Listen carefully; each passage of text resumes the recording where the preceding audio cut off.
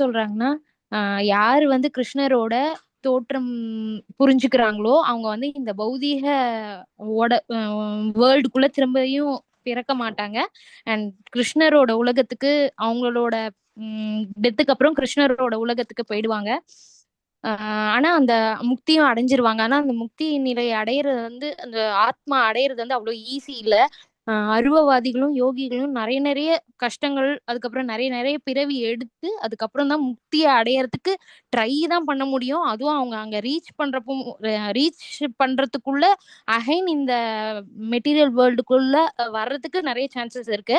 ஆனா ஒரு உண்மையான பக்தன் வந்து கம்ப்ளீட்டா கிருஷ்ண பக்தி இருக்கிற அந்த பக்தனால கண்டிப்பா இந்த பௌதிக உலகத்துக்குள்ள திரும்ப வரமாட்டான். பிளஸ் ரெண்டு விஷயம், பௌதிக உலகத்துக்குள்ள திரும்ப பிறக்க மாட்டான். அதே சமயத்துல கிருஷ்ணரோட உலகத்துக்கும் அவன் வந்து போயிடுவான், முக்தியா அடைஞ்சிருவான். இத வந்து பிரம்ம சம்ஹிதையில 5.33 ஸ்லோகால வந்து சொல்லியிருக்காங்க. இந்த மாதிரி கிருஷ்ணருக்கு வந்து நிறைய ரூபங்கள் இருக்கு, நிறைய அவதாரங்கள் எடுத்தாலும் அவர் தான் வந்து முழு முதற் கடவுள், அவர் தான் ஒரே முழு முதற் கடவுள் அப்படின்னு பிரம்ம சம்ஹிதையிலயும் சொல்லியிருக்காங்க. இத வந்து இந்த எதுக்கு எடுத்தாலும் லாஜிக்கா பேசுறவங்களாலையும், இந்த சயின்டிஸ்ட் எல்லாத்துக்கும் ப்ரூஃப்னு கேக்குறவங்களாலையும் இந்த ஒரு உண்மையை வந்து புரிஞ்சுக்க முடியாது. அவங்க வந்து கிருஷ்ணர் கிட்ட கம்ப்ளீட்டா ஒரு ஃபர்ம் ட்ரஸ்ட் இருந்தா மட்டும்தான், உறுதியான நம்பிக்கை இருந்தா மட்டும்தான் அவங்களால புரிஞ்சுக்க முடியும், முக்தியையும் அடைய முடியும். மற்றபடி நான் எல்லாமே இந்த ஸ்கிரிப்சர்ஸ் எல்லாம் நான் வந்து நம்ப மாட்டேன் அப்படின்னு சொல்றவங்களாலையும், எல்லாத்துக்கும் நான் எக்ஸ்பீரியன்ஸ், சும்மா நான் புக்ல இருக்கிறதெல்லாம் நம்ப மாட்டேன், நான் பர்சனலா எக்ஸ்பீரியன்ஸ் பண்ணி தான் நான் வந்து புரிஞ்சுக்குவேன் அப்படின்னு சொல்றவங்களால இந்த முக்தியை அடைய முடியாது. அப்புறம் வேதத்திலையும் இந்த இந்த உண்மையை பத்தி சொல்லியிருக்காங்க. கிருஷ்ணர் தான் பரமபுருஷ பகவான். அவர் வந்து தன்னுடைய பக்தர்கள், அதாவது எந்த வித களங்கமும் இல்லாத பக்தர்கள், அவங்க கிட்ட வந்து நிறைய ஒரு பர்டிகுலர் ரூபம்னு இல்லாம பற்பல தெய்வீக ரூபங்கள் மூலமா நித்தியமா லீலை புரிஞ்சுக்கிட்டு தான் இருக்காரு. இப்போ நம்ம இந்த கிளாஸ்ல நம்ம இவ்வளவு பேர் இருக்கோம், நம்ம எல்லாருமே கிருஷ்ண பக்தர்கள். நம்ம ஒருத்தரோட லைஃப்லயும் கிருஷ்ணர் வந்து நிறைய நிறைய லீலைகளை வந்து புரிஞ்சுக்கிட்டு தான் இருக்காங்க. ஸோ இது ஒருத்தங்களுக்கு ஒரு பர்டிகுலர் ஒரு ஆளுக்கு தான் அப்படின்லாம் இல்லாம, யாரெல்லாம் கிருஷ்ண பக்தி பண்றாங்களோ, யாரெல்லாம் கிருஷ்ணர் கிட்ட கம்ப்ளீட்டா சரண்டர் ஆயிட்டாங்களோ, அவங்க அப்படிப்பட்ட அந்த களங்கம் இல்லாத பக்தர்கள் கிட்ட கிருஷ்ணர் வந்து அவரோட நித்தியமான லீலைகளை புரிஞ்சுக்கிட்டே இருப்பாங்க. இது சத்தியம். இதேதான் இப்போ இந்த 4.9 ஸ்லோகாலையும் சொல்லியிருக்காங்க. இந்த உண்மையை வந்து வேதத்திலிருந்து உணர்பவர்களும் அப்புறம் பரமபுருஷ பகவானோட பலத்தால ஏற்றுக்கொள்வாங்க. அதாவது பரமபுருஷ பகவான் கிருஷ்ணர் கிட்ட கம்ப்ளீட்டா சரண அடைஞ்சவங்க கண்டிப்பா முக்தியோட அந்த உயர்ந்த பக்குவ நிலைய அடையிறாங்க. தேவையில்லாம இந்த ப்ரூஃப் எதுக்கு எடுத்தாலும் ப்ரூஃப்னு சொல்லி நான் வந்து ஆராய்ச்சி பண்றேன் அப்படின்னு சொல்லி அதுல டைமை வேஸ்ட் பண்ணாம கிருஷ்ண பக்தி பண்ணி அதுல அவங்க கிருஷ்ண பக்தி பண்றவங்க கண்டிப்பா கிருஷ்ணரோட உலகத்தை அடைஞ்சிருவாங்க. இந்த உண்மையை வந்து நம்ம நம்பிக்கையோட நம்ம ஏற்கறனால அந்த அந்த அப்படிப்பட்ட பக்தர்கள் வந்து முக்தி அடைவது கண்டிப்பா நிச்சயம், அதுல எந்த ஒரு சந்தேகமும் வேண்டாம். இதேதான் தத்துவமசி அப்படின்ற வேத கருத்தும் இதே இந்த 4.9 ஸ்லோகால என்ன சொல்ல வருதோ அதேதான் அந்த வேத கருத்தும் சொல்லுது. இது நல்லாவே பொருந்துது அந்த வேத கருத்தும். அப்புறம் பகவான் கிருஷ்ணரை வந்து அவர் தான் பரபிரம்மம் அப்படின்னு ஏற்பவர்களும், அதுக்கப்புறம் எந்தெந்த பக்தர்கள் எல்லாரும் நீதான்ப்பா எனக்கு கடவுள், நீதான் பரபிரம்மம், நீ ஒருத்தன் தான் பரமபுருஷ பகவான் அப்படின்னு சொல்ற பக்தர்கள் ஃபார் ஷுர் முக்தி அடைஞ்சிருவாங்க. இமீடியட்டா உடனேவே அவங்க முக்தி அடைஞ்சிருவாங்க. ஸோ இதனால இப்படி அவங்க கம்ப்ளீட் சரண்டர் ஆனனால அவங்க வந்து பகவானோட ஒரு தெய்வீக ரிலேஷனுக்குள்ள நுழைஞ்சிடுவாங்க அந்த கம்ப்ளீட்டா சரண்டர் ஆனவங்க. இத வந்து வேறு விதமா சொல்லணும் அப்படின்னா, அவங்க அந்த பக்குவ நிலையை அடைஞ்சிருவாங்க. அப்படிப்பட்ட பக்தர்கள் வந்து பக்குவ நிலையை அடைஞ்சிருவாங்க. இத வந்து இன்னொரு வேத வாக்கியத்து மூலியமா எக்ஸ்பிளைன் பண்ணியிருக்காங்க. தம் ஏவ விதித்வாதி மிருத்யும் ஏதி நான்ய பந்தா வித்தியதே அநாய. அதாவது என்ன அப்படின்னா, பரமபுருஷ பகவானை பத்தி நம்ம தெரிஞ்சுக்கிறனால ஒருவன் வந்து இந்த பிறப்பு இறப்புன்ற சங்கிலியில இருந்து விடுபட்டு அவனால பக்குவ நிலையை கண்டிப்பா அடைஞ்சிட முடியும்.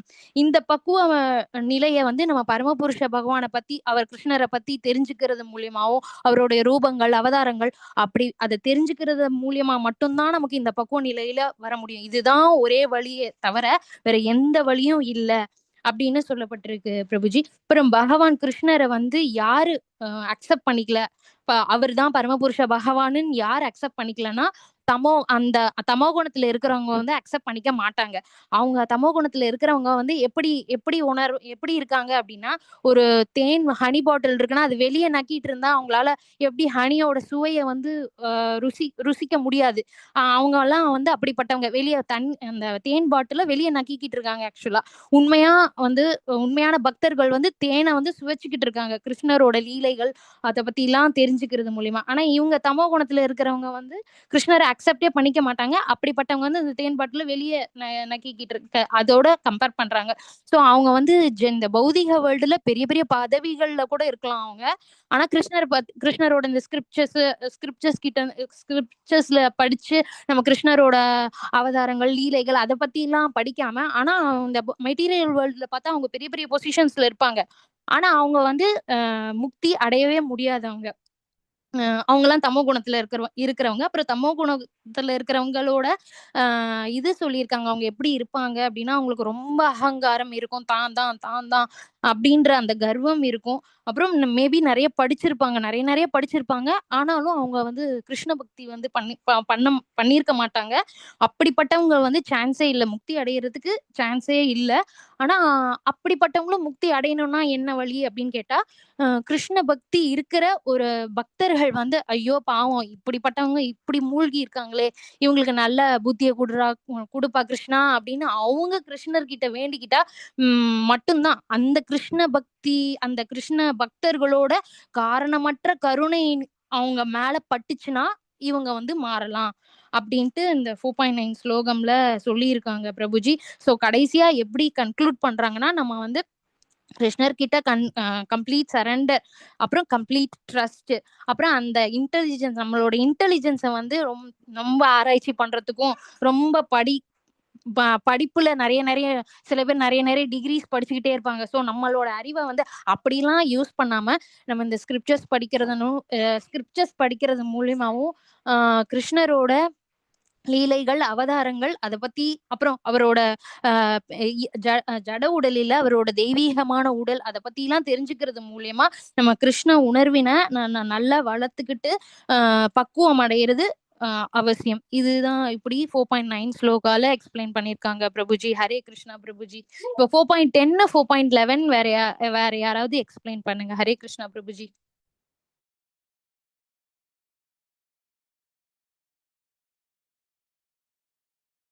பிரபுஜி சத்தம் கேட்கல பிரபுஜி, நீங்க பேசுறது கேட்கல பிரபுஜி. ஓகே ஓகே, அது இதாக இருந்தது, மியூட்ல இருந்தது. ஓகே. ஸோ நீங்கள் வந்து தேங்க்ஸ் மாதாஜி, நீங்கள் ரொம்ப டீட்டெயில்டாக இந்த ஸ்லோகத்திலேருந்து டிரான்ஸ்லேஷன்லேருந்து பர்பட் வரைக்கும் கம்ப்ளீட்டாக டீட்டெயிலாக நீங்கள் சொன்னீங்க. Very good. டெக்ஸ்ட் நம்பர் 10 என்ன சொல்லுது? டெக்ஸ்ட் நம்பர் 10 வந்து இந்த கருத்து தான் இல்லையா? ஆல்மோஸ்ட் என்னது? Being freed from attachment, fear and anger. That is இந்த ஆசைகள் இருந்து, இந்த ஆசைகள் இல்லைன்னா என்ன ஆகும்? நமக்கு இந்த அட்டாச்மெண்ட் இருக்காது. அட்டாச்மெண்ட் இல்லைன்னா நமக்கு ஃபியர், ஆங்கர் இதெல்லாம் இல்லாமல் இருக்கும். அந்த மாதிரி நிலையில இருந்து கிருஷ்ணரை கிருஷ்ணன் மட்டும் மூழ்கி இருந்தால் என்ன ஆகும்? அந்த கிருஷ்ணரை சென்றடையலாம் அப்படின்ட்டு கிருஷ்ணர் சொல்றாரு. பிகாஸ் அந்த மாதிரி நிலையில கிருஷ்ணர் மட்டும் மனதில் இருக்கிற நிலையை தான் வந்து டிரான்சிடென்டல் லவ் அப்படின்றாங்க. பக்தி, கிருஷ்ணர் மேல பக்தி இருந்தால் தான் கிருஷ்ணரை சென்றடைய முடியும். மாதாஜி வந்து இந்த 9 டிஸ்கிரைப் பண்ணும்போது ரொம்ப டீட்டெயிலாக டிஸ்கிரைப் பண்ணாங்க. இல்லாட்டி வந்து ஜஸ்ட் இந்த ஹனி பாட்டில் மாதிரி தான் அந்த எக்ஸாம்பிள் சொன்னாங்க இல்லையா? இந்த மாதிரி ஒரு ஹனியை நம்ம டேஸ்ட் பண்ணும், கிருஷ்ணரை பற்றி கிருஷ்ணரை சென்றடையணும். கிருஷ்ணர் நம்ம சச்சிதானந்தம் நம்ம அடையணும் அப்படின்னா, அந்த ஆனந்தம் அடையணும்னா ஒரே வழி கிருஷ்ணரை சென்றடைய வேண்டும். கிருஷ்ணரை சென்றடையறதுக்கு என்ன வழி? அவரில் நம்ம கிருஷ்ணா கான்சியஸ்னஸ் இல்லையா, பக்தியில நம்ம ஃபுல் ஈடுபாடோடு இருக்க வேண்டும் அப்படின்னு. அப்புறம் நம்ம வந்து 11 டெக்ஸ்ட் 11 என்ன பார்த்தோம் நம்ம? அது வந்து ஒரு கிராஃப் வச்சு ஒரு பிக்காக வந்து பார்த்துக்கலாம் நம்ம. அது ஸோ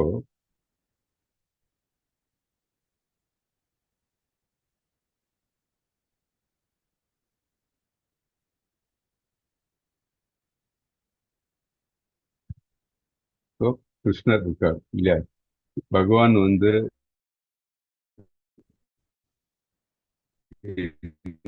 நிலையில் இருக்க பிரம்ம நிலை, அது வந்து கடை நிலை இல்லையா. அப்புறம் பரமாத்மா நிலை, யாரு? யோகிகள் எல்லாம் வந்து அந்த நிலையில் தான் இருக்காங்க. அவங்க இந்த 400 ஃபார்ம் இல்லையா, 4 கையில் இருக்கிற அந்த ரூபத்தை தான் அவங்க வழிபடுறாங்க. அண்ட் டிவோட்டீஸ் வந்து பாத்தீங்கன்னா பகவான் ரூபம், அதான் சச்சிதானந்த ரூபம் அப்படின்னு சொல்றாங்க, சச்சிதானந்த விக்கிரகம். அப்படின்போது என்ன, 200 ஃபார்ம் இல்லையா, திரிபங்க ரூபம். ஸோ இதுல நமக்கு என்ன தெரியுது? கிருஷ்ணருடைய இந்த நிலைமையில என்ன நமக்கு கிளியரா புரியுது? இந்த ரூபம் பகவான் ரூபத்தில் இருக்கும்போது கிருஷ்ணருடன் நம்ம உறவு கொள்ள முடியும். தட் இஸ், அவருடன் ஒரு கனெக்ட் வந்து பர்ஃபெக்டா இருக்கும். மற்ற 2 நிலையிலும் வந்து அந்த கனெக்ட் அவ்வளோ பர்ஃபெக்ட் கிடையாது அப்படின்னு நம்ம பார்க்கணும். ஸோ கிருஷ்ணரை வந்து யார் வந்து ஃபுல்லா வந்து புரிஞ்சுக்க முடியும்? ஓன்லி அ பியூர் டிவோட்டி இல்லையா. அந்த படத்துல இருக்கவர் என்ன சொல், they are so happy and blissful இல்லையா, ஒரு பியூர் டிவோட்டி. ஸோ கிருஷ்ணரை வந்து பார்க்கும்போது அவரை வந்து ஒவ்வொருத்தரும் வந்து டிஃப்ரெண்டா பார்க்குறாங்க. ஸோ ஆனா வந்து கிருஷ்ணர் வந்து டிஃப்ரெண்டா பார்த்தாலும், இந்த 3 நிலையில இருக்க டிஃப்ரெண்டா பார்த்தாலும் அவருடைய ரியலைசேஷன் என்ன? கிருஷ்ணர் தான் இல்லையா. அவர் கிருஷ்ணர் தான் அவங்க வந்து அடைய விரும்புறாங்க, முக்தி அடைய விரும்புறாங்க. அப்படி இருக்கும்போது கிருஷ்ணர் வந்து ஒரு பக்தன் எந்த அளவுக்கு அவருடன் ஈடுபாடு இருக்கிறாரோ அந்த அளவுக்கு அவரும் ரெசிப்ரோகேட் பண்றாரு அப்படின்னு பார்த்தோம் நம்ம. ஸோ எப்படி ரெசிப்ரோகேட் பண்றாங்க? ஸோ பகவான் ரியலைசேஷன் இருக்கும்போது நம்ம இந்த 5 ரசம் பார்த்தோம். அந்த 5 ரசம்ல ஏதாச்சும் ஒரு வழியா பார்த்தோம். அதே மாதிரிதான் இந்த கர்ம காண்டம், பியூரிட்டி ஒர்க்கர் அப்படின்னு சொன்னா கர்மகாண்டம் இருக்கவங்க என்ன, அவங்க வந்து யக்னேஸ்வராக வந்து அவர்களுக்கு வெளிப்படுகிறார். யக்னேஸ்வரம் என்ன, கர்மகாண்டிஸ் என்ன பண்ணுவாங்க? அவர்களுக்கு அது அடையணும் இது அடையணும்னு சொல்லி அவங்க வந்து இது பண்ணுவாங்க, யக்னங்கள் பண்ணுவாங்க, பூஜைகள் எல்லாம் பண்ணுவாங்க. அப்படி பண்ணும்போது அவர்கள் தேவர்களை வந்து வழிபடுவாங்க. தேவர்கள் வழியாக யக்னேஸ்வரர் யாரு? கிருஷ்ணர் தான். அதில் கிருஷ்ணரை திருப்திப்படுத்துறாங்க. அது ஒரு நிலை, அது கர்மகாண்டி ஸ்க்ரூட்டிவ் ஒர்க்கர்ஸ். அப்புறம் வந்து அருவவாதிகள் என்ன பண்றாங்க? பிரம்ம ஜோதி நிலை இல்லையா, பிரம்மன் நிலையில அவர்கள் வந்து பிரம்மனில் சென்று லயிக்க வேண்டும் அப்படின்ட்டு அவங்க நினைக்கிறாங்க. அதே மாதிரி யோகிகள் என்ன, அவர்கள் வந்து அவர்களுக்கு என்ன தேவை? அவர்களுக்கு வந்து சித்திகள் தேவை அப்படின்ட்டு அவங்க யோகிகள் நினைக்கிறாங்க. அவர்கள் வந்து இந்த பரமாத்மா நிலை இல்லையா, அவர்கள் இதெல்லாம் வந்து முழுமையான நிலையில வந்து கிருஷ்ணரை பார்க்கறது, கிருஷ்ணருடன் வந்து உறவு கொள்வது இல்லை. ஆனா ஒரு பக்தன் டிவோட்டி என்னன்னா, அந்த 5 ரசங்கள் நம்ம பார்த்தோம். அந்த 5 ரசங்கள்ல ஏதாச்சும் ஒரு ரசத்துல வந்து கிருஷ்ணரோட ஈடுபட்டு இருக்கிறார். அந்த மாதிரி இருக்கும்போது இதுல வந்து இது வந்து இதுல சக்சஸ் ஆகணும்னா கிருஷ்ணருடைய மர்சி தேவை நமக்கு இல்லையா. அவருடைய அருள் இல்லைன்னா எதுவுமே நடக்காது, அது நமக்கு தெரியும். ஸோ இந்த எல்லா வகையான இந்த ஆன்மீகத்திலையும் வந்து நம்ம சக்சஸ் அடையணும்னா கிருஷ்ணருடைய பக்தி தேவை. அதே மாதிரிதான் கிருஷ்ணருடைய பக்தி, அதே மாதிரி ஒரு குருவோடைய வழிகாட்டுன்னு தேவை. அது நம்ம பார்த்தோம், மாதாஜி எக்ஸ்பிளைன் பண்ணும்போது இந்த குருவோடைய அந்த வழிகாட்டுகளை பத்தி அவங்க ஸ்ட்ரெஸ் பண்ணாங்க. இதே தான் வந்து பாகவதம் 2.3.10 வந்து டீட்டெயில் பண்ணியிருக்காங்க. அது உங்களுக்கு டீட்டெயிலாக பேசணும்னு நினைச்சா டைம் இல்லாதனால இன்னைக்கு அது பார்க்க போறதில்ல. நீங்க செக் பண்ணுங்க, பாகவதத்துல 2.3.10 பார்த்தீங்கன்னா இதே தான் நம்ம என்ன டிஸ்கஸ் பண்ணோம் அதுதான் ஹைலைட்டும் பண்ணிருக்கு. So without coming to the highest perfection of Krishna consciousness, all attempts are imperfect. Krishna உணர்வில் இருந்தால் மட்டும்தான் கிருஷ்ணரை நாம் சென்றடைய முடியும். மற்றது எல்லா அட்டெம்ப்டும் இல்லையா, கிருஷ்ண உணர்வு இல்லாமல் நாம் செய்யக்கூடிய செய்கைகள் எல்லாம் முழுமையானது அல்ல அப்படின்ட்டு நம்ம 4.11 நம்ம தெரிஞ்சுக்கிட்டோம். ஓகே, இப்போ நம்ம 4.12 அந்த ஸ்லோகன் டைரக்டா போலாம். யாரு படிக்கிறீங்க 4.12? நான் படிக்கிறேன் பிரபுஜி. படிங்க மாதாஜி 4.12.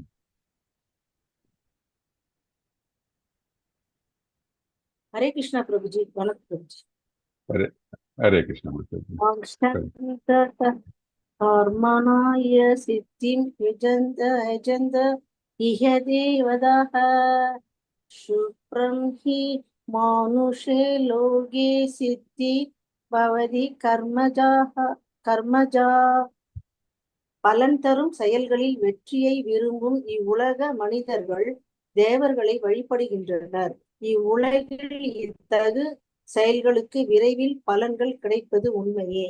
பொருளுரை: இப்பௌதீக உலகின் தேவர்களை பற்றி மாபெரும் தவறான எண்ணம் நிலவிக் கொண்டுள்ளது. அறிவில் குன்றியவர்கள் மாபெரும் பண்டிதர்களாக அறியப்படும் போதிலும் தேவர்களை முழுமுதற் கடவுளின் பல்வேறு ரூபங்களாக கருதுகின்றனர். ஆனால் உண்மையில் தேவர்கள் பகவானின் பல்வேறு ரூபங்கள் அல்ல, மாறாக பகவானின் பல்வேறு அம்சங்கள். கடவுள் ஒருவரே, ஆனால் அவரது அம்சங்கள் பற்பல. வேதங்கள் நித்யானாம் கடவுள் ஒருவரே என்று கூறுகின்றன. ஈஸ்வஹ பரமஹ கிருஷ்ணஹ, கிருஷ்ணர் மட்டுமே பரம புருஷ பகவான். தேவர்களோ இப்பௌதீக உலகை பராமரிப்பதற்காக சக்தி அளிக்கப்பட்டவர்கள். பௌதீக சக்தியின் பல நிலைகளில் விளங்கும் இந்த தேவர்கள் அனைவரும் ஜீவாத்மாக்களே. நித்யானாம், இவர்கள் முழு முதற் கடவுளான நாராயணர், விஷ்ணு அல்லது கிருஷ்ணருக்கு இணையாக முடியாது. முழுமுதற் கடவுளையும் தேவர்களையும் ஒரே தளத்தில் எண்ணுபவன் நாத்திகன், பர்ஷன்ம என்று அழைக்கப்படுகின்றான். பாஷந்தி அழைக்கப்படுகிறான். பிரம்மா, சிவன் போன்ற மாபெரும் தேவர்களை கூட முழுமுதற் கடவுளுடன் ஒப்பிட முடியாது. உண்மையில் பிரம்மா, சிவன் போன்ற தேவர்களும் பகவானை வழிபடுகின்றனர். ஸ்ரீவ விரிஞ்சி நுதம், மேலும் மனிதனை கடவுளாக கருதும் கொள்கைகளாலும் மிருகங்களை வழிபடும் கொள்கைகளாலும் பாதிக்கப்பட்ட முட்டாள் மக்கள், மனித தலைவர்கள் பலரை வணங்குவது கவனிக்கத்தக்கதாகும். இஹ தேவதாக என்பது இப்பௌதிக உலகின் சக்தி வாய்ந்த மனிதனையோ தேவரையோ குறிக்கும். ஆனால் பரமபுருஷ பகவானான நாராயணர், விஷ்ணு அல்லது கிருஷ்ணர் இவ்வுலகை சேர்ந்தவர் அல்ல. அவர் பௌதீக படைப்பிற்கு அப்பாற்பட்டவர். அருவவாதிகளின் தலைவரான ஸ்ரீ பாத சங்கராச்சாரியரும் நாராயணர், கிருஷ்ணர் பௌதீக படைப்பிற்கு அப்பாற்பட்டவர் என்பதை ஆமோதிக்கின்றார். எனினும் உடனடி பலன்களை விரும்பும் முட்டாள்கள் சிர்த ஞான தேவர்களை வழிபடுகின்றனர். அதனால் பலன்களையும் பெறுகின்றனர். ஆனால் அடையப்பட்ட பலன்கள் தற்காலிகமானவை என்பதையும் மதி குன்றியவர்களுக்கானது என்பதையும் அவர்கள் அறிவதில்லை. அறிவுள்ள மனிதன் கிருஷ்ண உணர்வில் உள்ளான். உடனடி தற்காலிக தேவைக்காக முக்கியத்துவமற்ற தேவர்களை அணுக வேண்டிய அவசியம் அவனுக்கு இல்லை. இப்பௌதீக உலகின் தேவர்களும் அவர்களை வழிபடுபவர்களும் உலகம் அழியும் போது அழித்து விடுவர். தேவர்களால் வழங்கப்படும் வரங்கள் பௌதிகமானதும் தற்காலிகமானதும் ஆகும். பௌதிக உலகங்களும் அவற்றில் வசிப்போரும் தேவர்கள் மற்றும் அவர்களை வழிபடுவோர் உட்பட பிரபஞ்ச கடலின் நீர்க்குமிழிகளை போன்றவர்கள். இருந்தும் மனித சமுதாயம் நிலம், குடும்பம், மகிழ்ச்சி தரும் பொருள்கள் போன்ற தற்காலிகமான பௌதீக செல்வங்களை சேர்ப்பதற்கு பித்து பிடித்து அலைகின்றது. இத்தகைய நிலையற்ற செல்வங்களை பெற விரும்பும் மக்கள் தேவர்களையோ இவ்வுலகின் பலம் பெற்ற தலைவர்களையோ வழிபடுகின்றனர். ஓர் அரசியல் தலைவரை வழிபட்டு அரசாங்கத்தில் மந்திரி பதவி கிடைத்தாலே அதை மாபெரும் வரப்பிரசாதமாக எண்ணுகிறான் மனிதன்.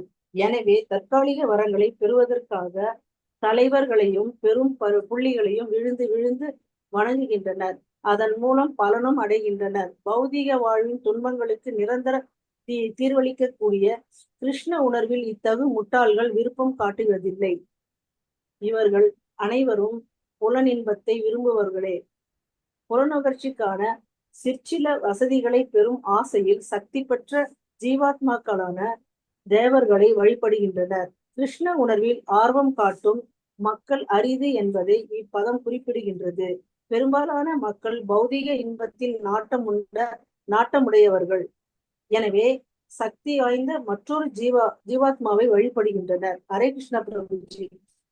ஹரே கிருஷ்ணா. தேங்க்யூ மாதாஜி. ஸோ இந்த ஸ்லோகம் வந்து நமக்கு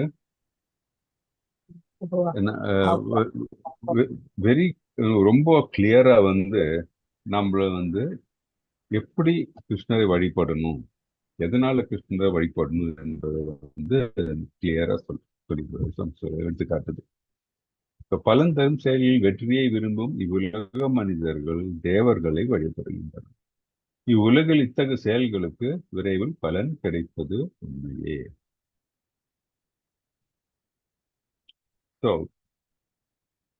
நம்ம தேவர்களை வழிபடுகிறோம். நம்ம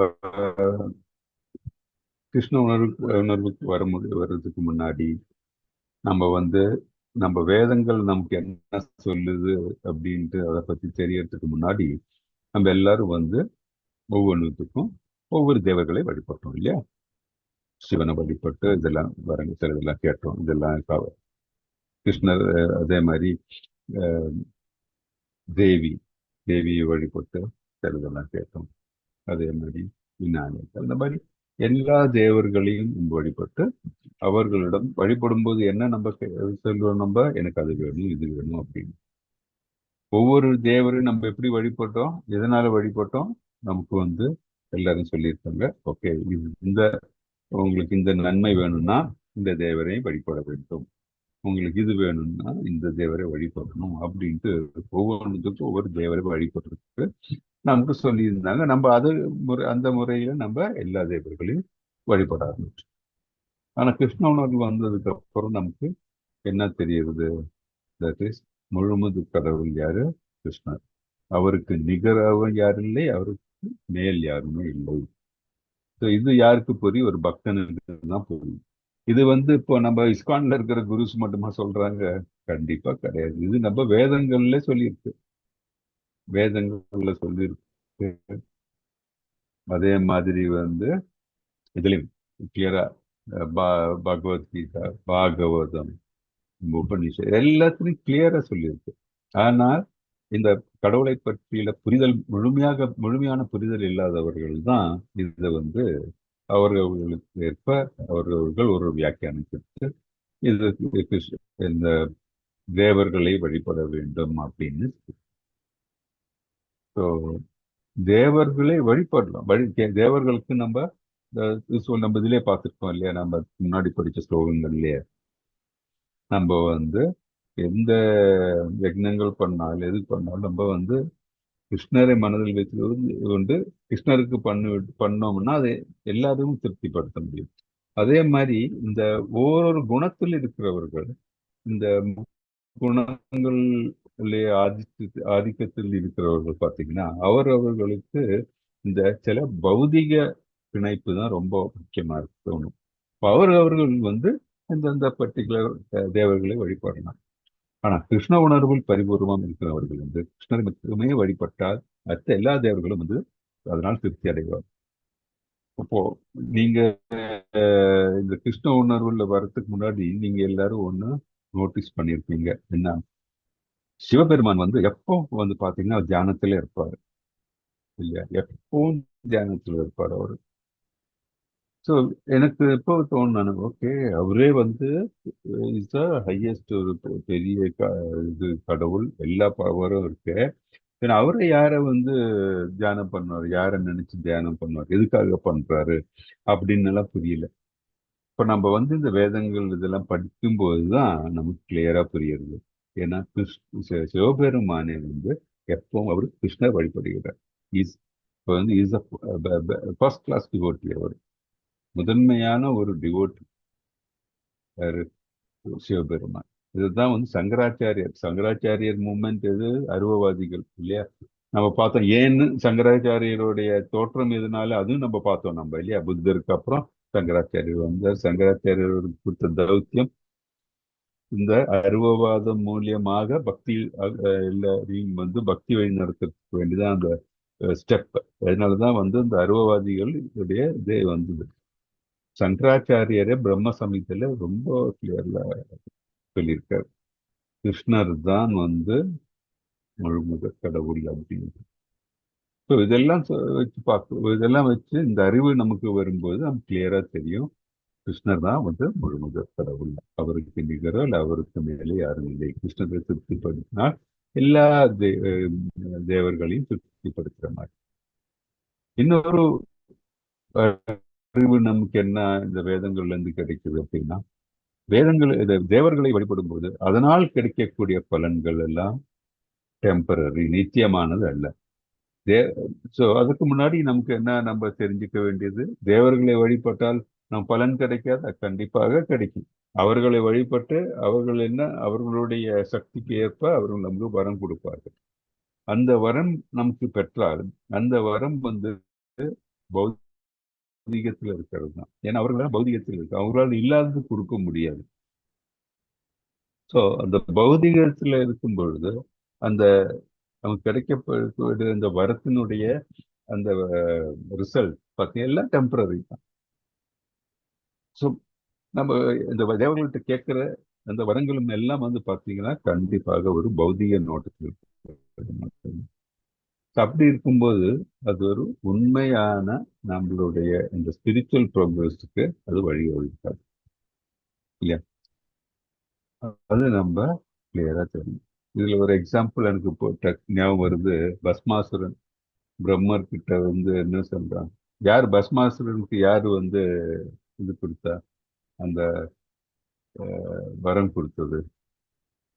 சிவபெருமான் பிரபுஜி.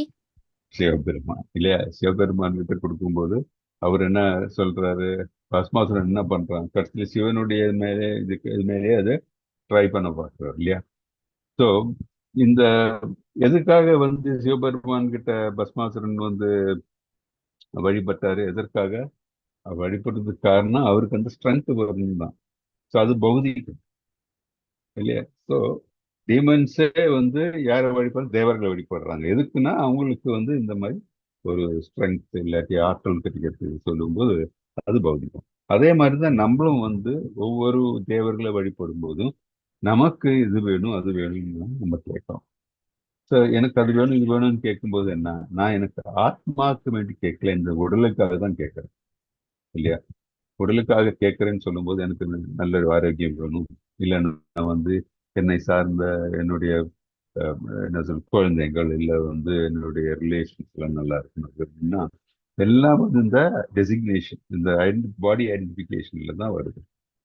இது வந்து அதை விட்டுட்டு இப்போ கிருஷ்ண உணர்வுல நம்ம வந்து ப்ரோக்ரஸ் ஆகிறதுக்கு வேண்டி நம்ம வந்து கேட்டோம்னா தென் நம்ம ஸ்பிரிச்சுவல் ப்ரோக்ரஸுக்கு அது வழிவகுக்கும். அப்படின்னு என்ன, நம்ம நிறைய சாண்ட் பண்ணணும், கிருஷ்ணரை வந்து மறக்காத நிலையில் எனக்கு எப்பவும் இருக்கணும்.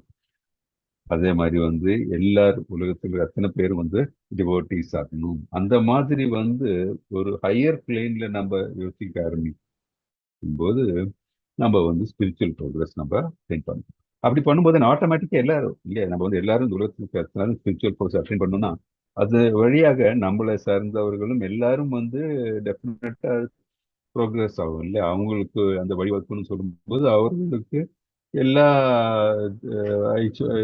எல்லா என்ன சொல்றது, அவங்களுடைய பாத் கிளியர் ஆகும் ஸ்பிரிச்சுவல் ப்ரோக்ரஸ்க்கு. அதுதானே தேவை நமக்கு இல்லையா. எல்லாரும் ஸ்பிரிச்சுவல் ப்ரோக்ரஸ் அட்டைன் பண்ணும், அப்போதான் வந்து கிருஷ்ணரை சென்று அடையும் போது தான் அவங்களுக்கும் பெர்மனன்ட் பிளஸ், இந்த ஆனந்தம் கிடைக்கும். இல்லைன்னா எல்லாம் டெம்பரரி தான் நமக்கு. ஸோ இது நம்ம கிளியரா இந்த ஸ்லோகத்துல இருந்து நம்ம இது புரிஞ்சுக்கிறோம் நம்ம. ஸோ நம்ம வந்து கிருஷ்ணரை வழிபட வேண்டும், கிருஷ்ணருக்காக எல்லாம் செய்ய வேண்டும். அதை விட்டு நம்ம வந்து தேவர் வழிபாடுக்கு போகக்கூடாது. அதை முயலக்கூடாது. நம்ம கிருஷ்ணரை வழிபட வேண்டும். என்ன காரணம்? இதுதான். ஏன்னா பௌதிகத்தை நாடுகிறவர்கள் தேவர்களை வழிபடுவார்கள். பின்னையே நம்மளுடைய வேதங்கள் எல்லாம் வந்து தேவ வழிபாட்டை சொல்லியிருக்கு. நம்ம முன்னாடியே பார்த்தோம். முக்குணங்கள் எல்லாம் இங்க இருக்கிற எல்லா உயிர் வாழிகளும் முக்குணங்களால் ஆட்டி படைக்கப்படுகிறார்கள்.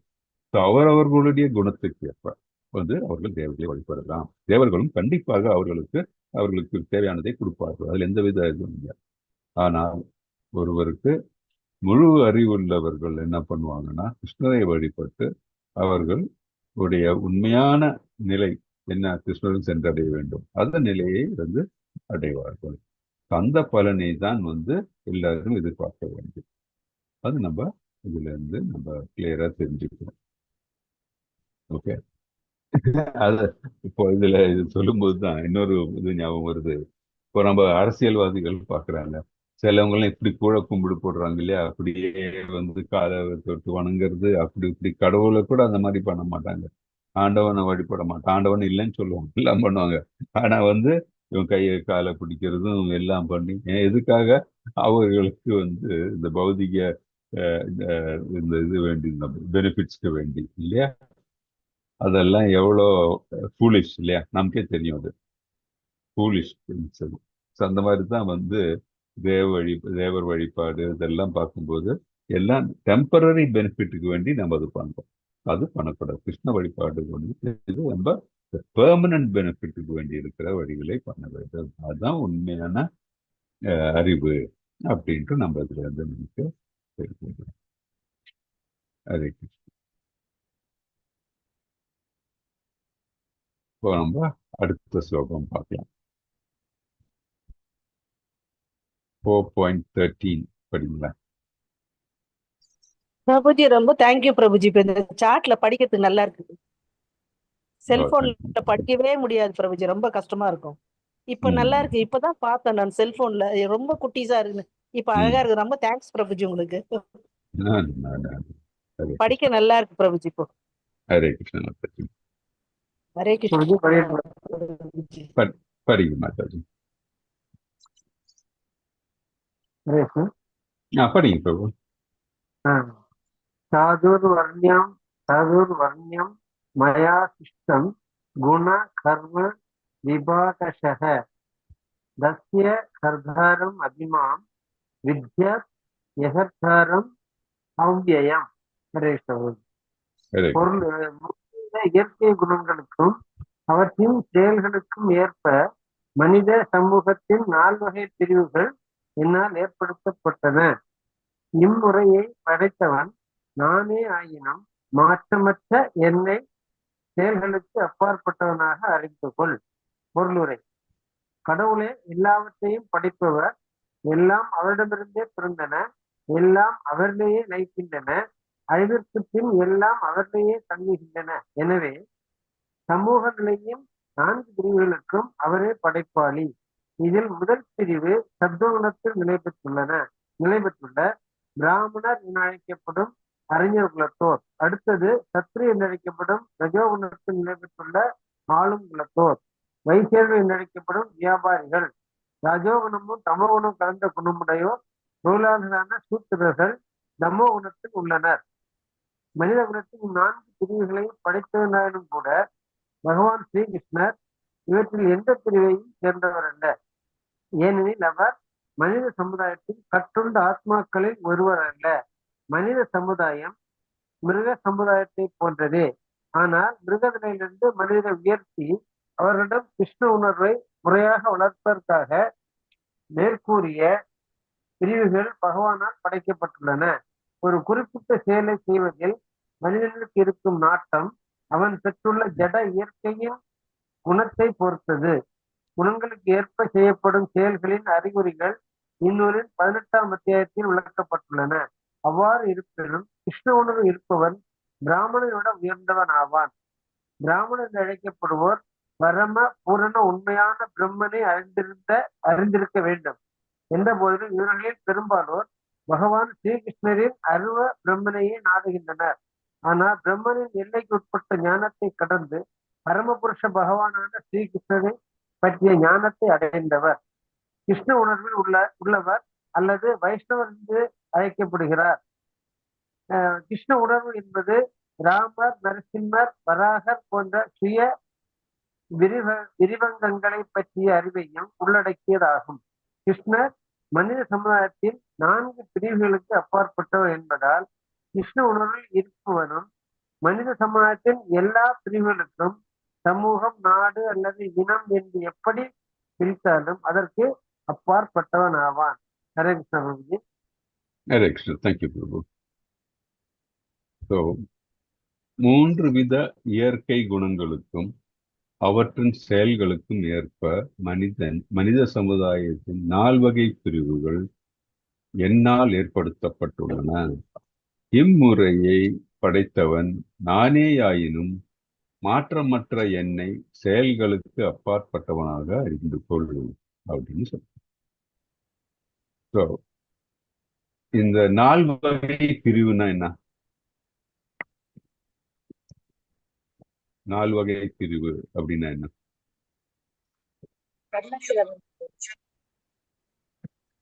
சொல்லுங்க மாதாஜி.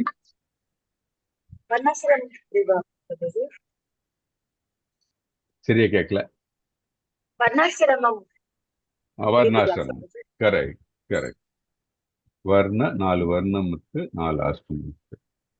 ஸோ இதுதான் 4 வகை பிரிவுகள் அப்படின்றாங்க.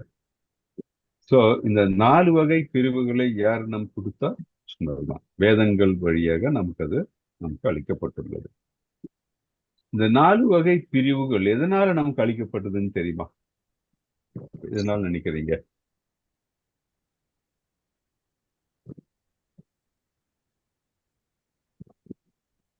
நாலு வகை பிரிவு நமக்கு எதனால நமக்கு அளிக்கப்பட்டிருக்கு? அவங்க செய்யக்கூடிய தொழில். கரெக்ட். அவரவர்கள் செய்யக்கூடிய தொழில் பேசிஸ்ல செய்ய வேண்டிய தொழிலுக்கு ஏற்ப 4 வர்ணங்கள் சொல்லுது. எதனால அந்த ஒண்ணு இந்த தொழில். ஸோ அந்த தொழில் எதனால ஒவ்வொருத்தரும் செய்ய வேண்டியிருக்கு? அந்தந்த வர்ணங்களில் உள்ள தொழிலை அவர்கள் எப்படி செய்கிறார்கள்? பிறக்கும் பொழுது அப்படியே இதனால செய்யணுமா, இல்ல வேற ஏதாச்சும் அதுல இது இருக்கா?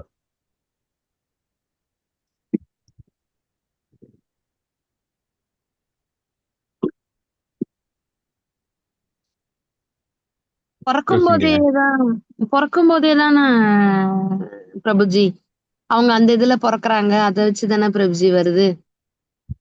ஓகே. ஒரு டாக்டரோட பையன் டாக்டரா மட்டும்தான் இருக்கணுமா அப்படின்னு அந்த காலத்துல இருந்தது பிரபுஜி. இப்ப அந்த மாதிரி இல்ல. ஓகே. இதுதான் இப்போ நம்மளுடைய இந்த ஸ்லோகத்துல அப்படி எடுக்கிறது சரியான நிலைமை. அப்படி வரலாம். ஓகே. ஒரு ஜீவாத்மா அந்த 4 வர்ணங்களுக்குள்ள வரணும்னா பிறப்பால் கூட வரலாம். ஆனால் பிறப்பினால் மட்டும்தான் வரணும் அப்படின்னு கிடையாது. ஓகே. அது இந்த ஸ்லைடு வழியா உங்களுக்கு எக்ஸ்பிளைன் பண்றேன். ஒருத்தர் பிறக்கும் பொழுது பிறந்த உடனே பார்க்கும்போது என்ன ஆகுது? நம்ம குணங்களில் ஆதிக்கத்தில் நம்ம மாட்டிக்கொள்றோம். ஒவ்வொரு ஜீவாத்மாவும் அவர்களுடைய இப்படி இந்த 3 குணம் உங்க மேல ஆதிக்கம் செலுத்துது. அவர்களுடைய கர்மபலன், அதே மாதிரி அவர்களுடைய விருப்பம். இந்த லிமிட்டட் ஃப்ரீடம் ஜீவாத்மாக்கள் இருக்கு இல்லையா, அந்த ஜீவாத்மாக்கள் அதற்கு ஏற்ப அவர்கள் ஒவ்வொரு வர்ணத்தை தேர்ந்தெடுக்கிறாங்க. சிலவங்க பார்த்தீங்கன்னா தட் இஸ் அவர்களுடைய குணம் பார்த்தீங்கன்னா சத்துவ குணம் ஜாஸ்தியா இருக்கும். ஸோ அவர்கள் சத்துவ குணத்துல எல்லாருக்கும் ஞானம் புகட்டணும், அந்த மாதிரிலாம் இருக்கிற நிலைமை இருக்கு. இப்போ அவர்கள் ஆட்டோமேட்டிக்கா பிராமணர் குலம். அதே மாதிரி ஒருத்தர் பார்த்தீங்கன்னா அட்மினிஸ்ட்ரேஷன் கேப்பபிலிட்டி இருக்கும், அதே மாதிரி வீரம் அந்த மாதிரி இருக்கிறதா இருக்கும். தட் இஸ் பேஷன் இல்லையா? அந்த மாதிரி இருக்கிறவங்க பார்த்தீங்கன்னா எந்த இதுல போவாங்க? சத்திரிய ராஜாவா இருப்பாங்க, இல்லை வந்து ஆளுற ஒரு கெப்பாசிட்டியில வந்து இருப்பாங்க. இப்போ அதே மாதிரி வந்து வைஷ்யாஸ் பார்த்தீங்கன்னா இது ரெண்டும் கம்பைன் பண்ணி சிலவங்களுக்கு இந்த பேஷனும் இருக்கும் அவங்களுக்கு, அதே மாதிரி அவங்களுக்கு இந்த இக்னரன்ஸ் இக்னரன்ஸ் அப்படின்னு சொல்லும்போது அவர்களுக்கு இந்த விகர்மான்னு சொல்ல மாட்டேன், தட் இஸ் அவர்கள் வந்து இந்த ஆளுற கெப்பாசிட்டி இருக்காது அவங்களுக்கு. ஆனால் வந்து அவர்களுக்கு அடையணும் அப்படின்ற ஒரு கேப்பபிலிட்டி இருக்கும். அவர்களுடைய செய்கைகள் பார்த்தீங்கன்னா சத்துகுணத்துல இருக்காது. அவர்கள் வந்து கூடுதல் நிறைய பார்க்கும்போது கூடுதலும் அவங்க வந்து இந்த பேஷன் ரஜோகுணம் இருக்கும், அதே மாதிரி தமசிக் குணங்களும் இருக்கும், இக்னரன்ஸ் வந்து கலந்திருக்கும். இது ரெண்டும் கலந்தவங்க தான் பார்த்தீங்கன்னா வைசியர்கள். இவர்கள் 3 பேருக்கும் வந்து இந்த தட் இஸ் இது மூன்றும் அல்லாமல் தட் இஸ் இந்த இக்னரன்ஸ் நிறைய இருக்கிறவர்கள். இக்னரன்ஸ் தமசிக் குணம். தமசிக் குணம்னா நமக்கு தெரியும், அவர்கள் விக்ரமா செய்யலாம், இல்லைன்னா வந்து பார்த்தீங்கன்னா அவர்களுக்கு அறிவு குறைந்த நிலையில் இருக்கிறவர்கள். அறிவு குறைந்த நிலைகள் சொன்னா அவர்களாக சொந்தமா அட்மினிஸ்ட்ரேஷன் கேப்பபிலிட்டி இருக்காது, மற்றவர்களுக்கு அறிவு புகட்டக்கூடிய கேப்பபிலிட்டி இருக்காது, இல்லை சுயம் தொழில் பண்ணி இதை வந்து மற்றவர்களுக்கு நன்மை தரக்கூடிய செயல்களை செய்யணும் அந்த மாதிரி இருக்காது. ஸோ அந்த மாதிரி இருக்கிறவர்கள்னா ஓகே, மற்றவர்களுக்கு வேலை செய்யறது, தட் இஸ் இப்போ ஒரு பிராமணருக்கு எடுபடியா இருக்கிறதோ, இல்லை ஒரு சத்திரியனுக்கு வேண்டி வேலை செய்யறதுக்கோ, இல்லை ஒரு வைசியனுக்கு வேண்டி வேலை செய்யறதுக்கோ அதற்கு அவங்க முற்படுவார்கள். ஏன்னா அவர்கள் வந்து திங்க் பண்ணி அவங்க இது யூஸ் பண்ண மாட்டாங்க. அவங்களுக்கு வந்து அந்த லெவல் ஆஃப் இது இருக்கு இல்லைங்களா, இன்டெலிஜென்ஸ் வந்து கம்மியா இருக்கிறவங்க அவர்கள் தான் சூத்ரா அப்படின்னு சொன்னாங்க. இப்போ ஒரு பிராமண குடும்பத்தில் ஒருத்தன் பிறந்தால் கூட அவர்கள் இந்த பிராமணிக் கேப்பபிலிட்டிஸை வந்து வெளிப்படுத்தலன்னு வச்சுக்கோங்க. அவர்களுக்கு மற்றவர்களுக்கு ஞானம் புகட்டணும் என்ற ஒரு தன்மை அவர்களுக்கு இல்லை. அதே மாதிரி வந்து பிராமணர்கள் அப்படின்னா என்ன, அடுத்தது அவர்கள் இந்த ரெகுலேட்டிவ் பிரின்சிபிள்ஸ் இதெல்லாம் ஃபாலோ பண்ணி அந்த மாதிரி இருக்கிற நிலை இல்லையா. சாத்விக் குணம் நிறைந்து இருக்க வேண்டியவர்கள் பிராமணர்கள். அந்த குணம் இல்லைன்னா பிராமண குலத்தில் பிறந்தால் கூட அவனை பிராமணன் என்று கூப்பிட முடியாது. இப்ப எல்லாம் கூப்பிடுறாங்க, இப்ப வந்து கேஸ்ட் அப்படின்னு கொண்டு வந்துட்டு அவன் பிராமணன் அப்படின்னு, நான் பிராமணன் அப்படின்னு சொல்லிடலாம். ஆனா அந்த அந்த பிராமண குலத்தில் பிறந்தவன் என்ன பண்றான், எல்லா விதமான தமசிக் ஆக்டிவிட்டிஸும் பண்றாங்க. அவங்க குடிக்கிறாங்க, இல்ல வந்து மற்ற பெண்ணாசை இருக்கும் அவங்களுக்கு, இல்ல மற்றதை சீட் பண்ணுவாங்க, எல்லா இதுவும் பண்ணுவாங்க. அப்போ அவனை ஒரு பிராமணன்னு கருத முடியாது. இப்போ பாத்தீங்கன்னா நம்ம இஸ்கான்லயே நிறைய குருக்கள் வந்து சன்னியாசிகள் பாத்தீங்கன்னா வெளிநாட்டுல இருக்கிறவங்க வந்து எப்படி வந்து நம்ம ஒரு பிராமணன் எடுக்க முடியும் அப்படின்ட்டு நிறைய வாதங்கள் இருந்தது. பிரபுபாதா கிட்ட, பிரபுபாதா அப்புறம் தான் சாஸ்திரங்களை காமிச்சு சொல்லி கொடுத்தாங்க. இல்ல சாஸ்திரங்கள் என்ன சொல்லியிருக்கு, பிராமணர் அப்படின்னா அந்த குவாலிட்டிஸ் இருக்கிறவங்க, சாத்விக் குணத்துல இருக்கிறவங்க, அவங்க வந்து மற்றவர்களுக்கு ஞான இது புகட்டுறவங்க, அந்த மாதிரி ஆளுங்க தான் பிராமணர்கள். கிருஷ்ணர் ரியலைசேஷன் இருக்கிறவங்க இங்கெல்லாம் பிராமணர்கள். அதை விட்டு விட்டு பிறப்பால் மட்டும் ஒருத்தன் பிராமணன் சொன்னா அது தவறு. ஓகே, அதே மாதிரிதான் சத்திரியன். சத்திரியன் குலத்துல பிறந்த ஒரு ராஜா உடைய இது இருந்தாலும் முன்ன பாத்தீங்கன்னா இந்த சக்சஷன் இருந்து ராஜாவோட பையன் ராஜா அப்படியெல்லாம் இருந்தது. அப்படி இருக்கும் பொழுது கூட அவர்களுக்கு இந்த நல்ல விதமான ஹேபிட்ஸோ அது இல்லைன்னா என்னன்னா அவர்களை வந்து நிறைய இது பார்த்து பாகவதம் படிக்கும்போது உங்களுக்கு தெரியும், ரிஷிகளே வந்து அவர்களை வந்து கொண்டிருக்காங்க. ஒரு ராஜாவா இருந்து அந்த ராஜாவோட மகன் நல்ல ராஜாவா இருந்திருக்காங்க, அவர்களுடைய பிள்ளைகள் நல்ல முறையில் இல்லைன்னா பிராமணர்களே வந்து அவர்களை கொண்டிருக்காரு வேதங்கள் வழியாக. ஸோ சத்திரியன் அந்த கேப்பபிலிட்டி இல்லைன்னா அவன் அங்க சத்திரியனா இருக்க முடியாது. சத்திரியன் சொன்னா நம்ம என்ன அட்மினிஸ்ட்ரேட்டிவ் கிளாஸ், இல்ல அட்மினிஸ்ட்ரேட்டிவ் பண்றாங்க, ஒரு ஐஏஎஸ் ஆபீசர் இருக்காரு, இதெல்லாம் இருக்காங்க. அவங்களோட பிள்ளைகள் ஐஏஎஸ் ஆஃபீஸரா இருக்கலாமா, இல்லை அவங்க வந்து இது இருக்கலாமா. பார்த்தீங்கன்னா இப்போ வந்து அவங்க பல வழியில் அதை ட்ரை பண்றாங்க. எல்லாரும் வந்து அந்த மாதிரி பண்றதுக்கு தட் இஸ் ரிசர்வேஷன் வழியாகவும், அதே மாதிரி வந்து என்ன சொல்றது, அவங்களுடைய இன்ஃப்ளூயன்ஸ் யூஸ் பண்ணிட்டும், இல்லை பணம் கொடுத்து எல்லாம் பண்றாங்க. அதெல்லாம் வந்து சரியான வழி கிடையாது. ஸோ ஒருத்தன் அவன் அந்த மாதிரி ஒருத்தன் வந்து அந்த நிலைக்கு வந்தா அவன் ஒரு நல்ல சத்திரியனாக முடியுமா, நல்ல ஒரு ஆளுநராக முடியுமா? கண்டிப்பாக முடியாது. ஏன்னா அவனோட புத்தி அதுதான். இப்போ நம்மள ஆளுற மினிஸ்டர்ஸா இருக்கட்டும், அந்த மினிஸ்டர்ஸ்க்கு ஒரு குவாலிஃபிகேஷன் இல்லைன்னா அவங்க எப்படி ஒரு மினிஸ்டர் ஆக முடியும் சொல்லுங்க.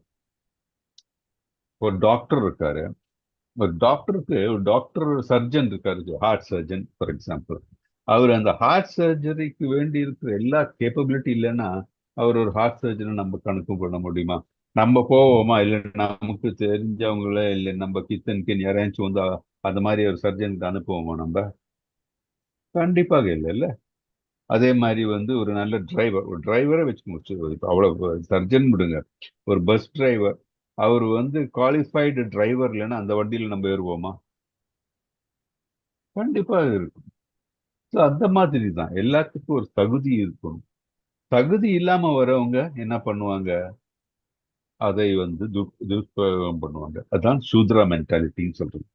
இந்த கலிகாலத்துல பாத்தீங்கன்னா மிக்கவாசி ஆட்கள் எல்லாரும் வந்து சூத்ரர்கள் தான்.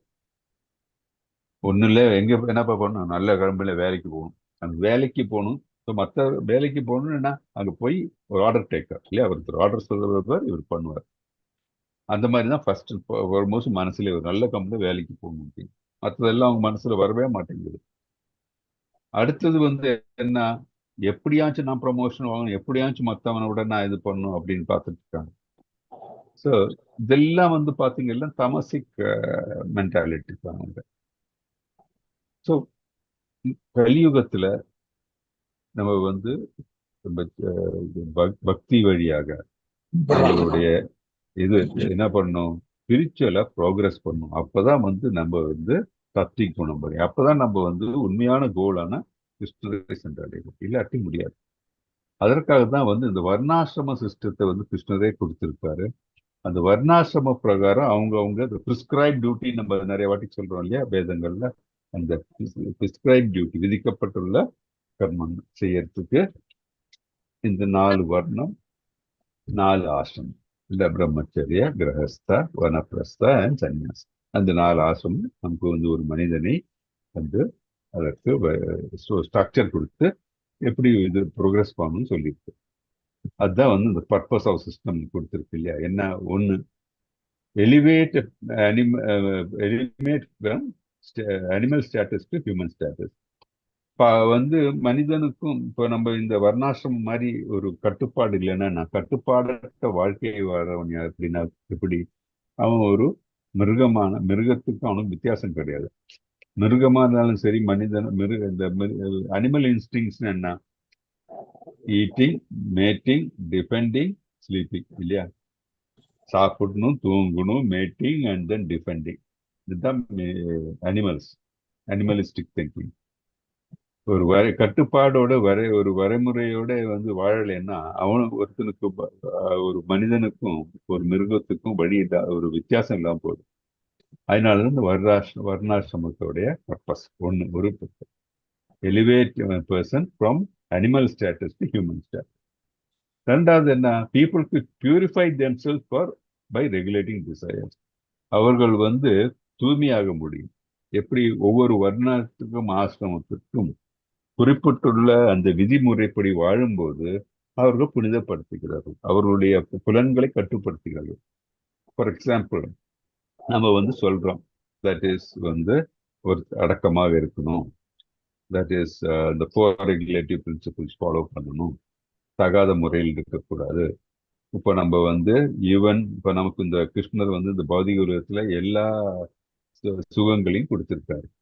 ஸோ நம்ம வந்து 4 ரெகுலேட்டிவ் பிரின்சிபிள்ஸ்ல வந்து ஒன் ஆஃப் த திங்ஸ் என்ன, for example, we should not have illicit sex. But regulative sex is possible. ஏன்னா ஒரு மேரேஜ் இருக்கணும். அந்த மேரேஜ் வழியா வந்து you have to beget Krishna conscious children, இதெல்லாம் இருக்கு. ஆனா அதை விட்டுட்டு இப்போ இந்த காலத்துல மாதிரி லிவிங் டுகெதர்னுவாங்க. இப்போ போன வாரமா இங்க படிச்சேன். தட் இஸ் ஒரு குழந்தைக்கு 2 அப்பா ஒரு அம்மா இருக்கலாமா, அங்க 3 பேர் ஒரே வீட்டுல இருப்பாங்களாம். அது லீகலைஸ்ட் அப்போ. இதெல்லாம் வந்து கேட்கும்போது நம்ம என்னத்த சொல்ல முடியும்? அந்த அளவுக்கு சீரழிஞ்சு போயிட்டு இருக்கு இல்லையா? சோ அந்த மாதிரி நிலைமையில இருந்தா இது வர்ணாசிரமம் கிடையாது, அது அனிமலிஸ்டிக் திங்கிங் தான் அதெல்லாம். சோ நம்ம வந்து ஒரு மனிதனாக வாழ வேண்டும் என்றால் வர்ணாசிரமம் முக்கியம். அதே மாதிரி மூன்றாவது process of purification for one material desire inhibits from directly approaching Krishna. So இந்த வர்ணாசிரமத்தை நம்ம கடைபிடிக்கும் போது நம்ம தூய்மையா இருந்து கிருஷ்ணனை சென்றடைய முடியும். அதுக்காக தான் இந்த வர்ணாசிரம முறையே கொடுத்திருக்காங்க. நம்ம இந்த கிருஷ்ண உணர்வு நிறைந்து கிருஷ்ணரே நினைத்து கொண்டிருக்கும் பொழுது ஆட்டோமேட்டிக்கா நம்ம இதை ஃபாலோ பண்ணுவோம் இல்லையா? எந்த தப்பு பண்ண மாட்டோம், இந்த ரெகுலேட்டிவ் பிரின்சிபிள்ஸ் ஆட்டோமேட்டிக்கா இருக்கும். கிருஷ்ணரை பத்தி சாண்டிங் இது கிருஷ்ணன் நினைக்கிறோம். ஸோ கிருஷ்ணரே நினைச்சிட்டு இருக்கோம், மனசுல வேற எந்த சிந்தையும் இருக்காது. இப்படி எல்லாம் இருக்கும்போது என்ன, நம்ம அந்த உயர்ந்த நிலையை அடையும். ஸோ அந்த மாதிரி உயர்ந்த நிலையை அடைவதற்கு வந்து வர்ணாசிரமம் தேவையே கிடையாது. அதுக்கு அர்த்தம் இல்லாம போகுது. அர்த்தமே ஒரு வைஷ்ணவா, ஒரு பியூர் வைஷ்ணவா வந்து ஒரு சுத்த சத்துவ நிலையிலிருந்து அவர்கள் வந்து அந்த வைஷ்ணவ நிலையை அடையும் போது, வைஷ்ணவ நிலைன்னா என்ன, ஒரு இது நம்ம இந்த 3 டைப் ஆஃப் டிவோட்டிஸ் இருக்காங்க இல்லையா, தெரியுமா என்னெல்லாம்ட்டு? கனிஷ்ட அதிகாரி, மத்தியம அதிகாரி, உத்தம அதிகாரி. கிருஷ்ணருடன் பிரேம நிலை இருந்து இருக்கும்போது உத்தம அதிகாரின்னு சொல்லுவோம். ஸோ கிருஷ்ணருக்காக தான் எல்லாம். நம்ம அடிக்கடி நான் அந்த ஒரு கோட் சொல்லுவேன் இல்லையா, அந்நியபிலாஷித சூன்யம். மனசுல வேற கிருஷ்ணரை தவிர வேற எந்த வித எண்ணமும் இல்லாத நிலை. அவர்களுக்கு வந்து இந்த வர்ணாசிரமம் எதுவுமே தேவை. அதே மாதிரிதான் கிருஷ்ணர் வந்து அவர் தான் இந்த வர்ணாசிரம சிஸ்டத்தை கொடுத்தவர். அவர் இதை ஃபாலோ பண்ண வேண்டிய அவசியமும் கிடையாது. ஃபாலோ பண்ண வேண்டிய அவசியம் இல்லை அப்படின்னு என்ன அர்த்தம்? இவர்கள் எல்லாம் ஆட்டோமேட்டிக்கா இந்த வர்ணாசிரமத்தை பின்பற்றுவதாக இருப்பாங்க. ஸோ இது நம்ம கிளியரா புரிஞ்சுக்கணும். ஸோ பிராமணனுடைய குவாலிட்டி என்ன? அவர் வந்து பிரம்மனை பத்தி, பிரம்மன்னா கடவுளை பத்தி தெரிஞ்சிருக்கணும், சுப்ரீம் பர்சனாலிட்டி காட் பத்தி தெரிஞ்சிருக்கணும். அதே மாதிரி அவர்களுக்கு வந்து இந்த கிருஷ்ணரை பற்றி இருக்கிற ஞானம் கண்டிப்பாக இருக்கணும், மற்றவர்களுக்கு எடுத்து சொல்லணும். இதெல்லாம் தான் பிராமணனுடைய குவாலிட்டி.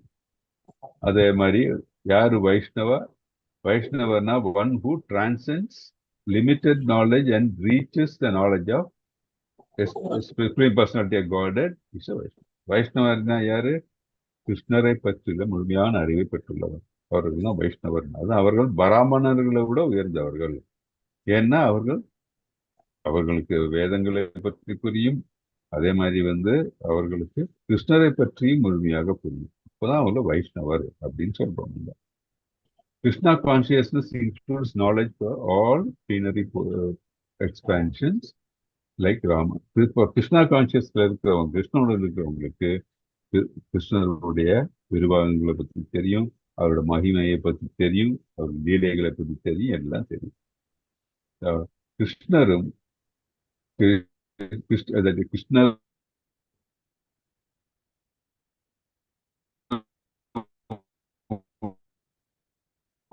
உணர்வில் இருப்பவரும் வந்து ஒரே நிலை. ஏன் காரணம்னா அதை தவிர அவர் மனதில் வேற எதுவுமே இருக்காது. ஸோ ஒரு வைஷ்ணவர் நிலையை அடையணும்னா எப்படி கிருஷ்ண உணர்வு பூர்ணமாக இருக்க வேண்டும் அப்படின்னு. இப்போ நம்ம இதில் என்ன தெரிஞ்சுட்டோம் அப்படின்னா, ஏன் நமக்கு இந்த வர்ணாசிரமம் தேவை? வர்ணாசிரமம் பிறப்பால் கிடைக்கிறது கிடையாது. அது வந்து அவரவர்களுடைய பிரவர்த்தினால். இந்த பிரவர்த்தி எதனால எப்படி வருது அவங்களுக்கு? அது குணங்கள், முக்குணங்களும் அவர்களுடைய இச்சை பிரகாரமும்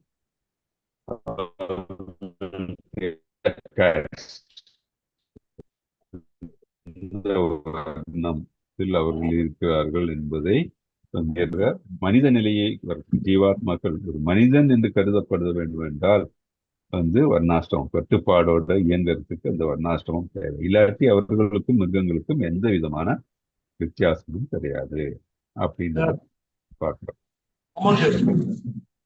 ஸோ நான் சொன்ன மாதிரி இந்த வர்ணாசிரமத்துல யாரு உண்டாக்குனா? கிருஷ்ணர். அதே மாதிரி வர்ணாசிரமம் எப்படி செய்யப்பட்டுள்ளது? குணமும் கர்மமும் சேர்த்து. அதே மாதிரி ஹரே கிருஷ்ணா. மாதாஜி ஒன்று எல்லாரையும் ஒன்று மியூட் பண்ணிட்டீங்கன்னா பாருங்க. Okay, Hare Krishna, thank you. அப்புறம் அதே மாதிரி எதற்காக இல்லையா, அதற்காக வந்து இந்த வர்ணாசிரமம் தேவை. அது முன்னேற்றம் அடையிறதுக்கும் ஆன்மீகத்தின் முன்னேற்றம் அடைவதற்கும் அவர்கள் வந்து பக்தி உணர்வு பெறுதலுக்கும் வேண்டிதான் வர்ணாசிரமம் அப்படின்னு பார்த்தோம். ஸோ பிராமணர்களுக்கு என்ன ஆசிரமம்? அவர்களுக்கு வந்து பிரம்மச்சாரி ஆசிரமம் பண்ணலவங்க, கிரகஸ்தால இருக்கலாம், வனப்பிரஸ்தா இருக்கு, சன்னியாசா. இந்த 4 ஆசிரமங்கள் வந்து பிராமணருக்கு சொல்லப்பட்டிருக்கு. சத்திரியருக்கு இவங்களுக்கு 4னா சத்திரியருக்கு 3. இதெல்லாம் பிரம்மச்சாரி ஆசிரமம் முடியும், கிரகஸ்த ஆசிரமம் முடியும், வனப்பிரஸ்தம் முடியும். இது சத்திரியர். வைசியாஸ்க்கு வந்து பாத்தீங்கன்னா பிரம்மச்சாரியா இருக்கலாம், கிரகஸ்தனா இருக்கலாம், அவங்களுக்கு வேற எதுவும் இருக்க முடியாது. சூதராருக்கு வந்து என்ன, கிரகஸ்தனா தான் முடியும். ஏன்னா சூதரனுடைய மைண்ட் செட்னால அவர்களுக்கு வந்து பிராமணரா கண்டிப்பா இருக்க முடியாது. அதே மாதிரி அவர்களுக்கு வந்து வனப்பிரஸ்தம் இருக்கும்போது சன்னியாசம் போக முடியாது. அவர்கள் வந்து வேலை செய்யற மென்டாலிட்டி. சூதரர்கள் வந்து கிரகஸ்தனா தான் இருக்க முடியும். அவர்களுக்கு மேல போக கஷ்டம் நார்மலி. ஆனால் அவர்களுக்கு பக்தி உணர்வு வந்து அதுல ப்ரோக்ரஸ் பண்ணீங்கன்னா கண்டிப்பாக இந்த நிலையை வரலாம் அப்படின்ட்டு நம்ம தெரிஞ்சுக்கிறோம். ஓகே, ஹரே கிருஷ்ணா. இப்ப இந்த வர்ணாசிரமத்துல எனி டவுட்ஸ் கிளியரா இருக்கா எல்லாருக்கும்?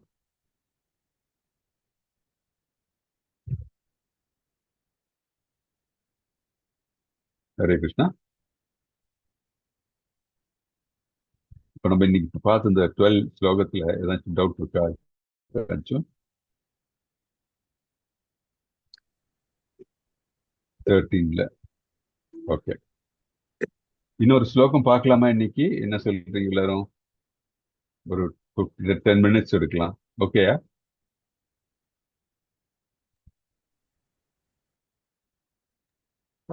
ஓகே ஓகே, ஒரே இது மட்டும் பார்த்துக்கலாம். இன்னும் ஒரே ஒரு ஸ்லோகம் குயிக்காக பார்த்துக்கலாம். ஸோ 4.14 ஏதாச்சும் ஒன்று படிங்களா? நான் ஷேர் பண்ணுறேன் ஸ்க்ரீனு.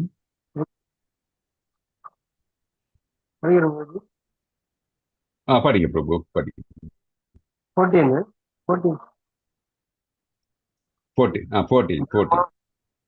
மாம் கர்மாணி விம்பந்தி நமே கர்ம பலே ஸ்பிருஹா இதிமாம் யோ அபிஜானாதி கர்ம நிர்ண தபத்தியதே. என்னை பாதிக்கும் செயல் எதுவும் இல்லை, செயல்களின் பலன்களை நான் விரும்புவதும் இல்லை. என்னை பற்றிய இவ்வுண்மை அறிவுடனும் செயல்களின் விளைவுகளால் பந்தப்படுவதில்லை.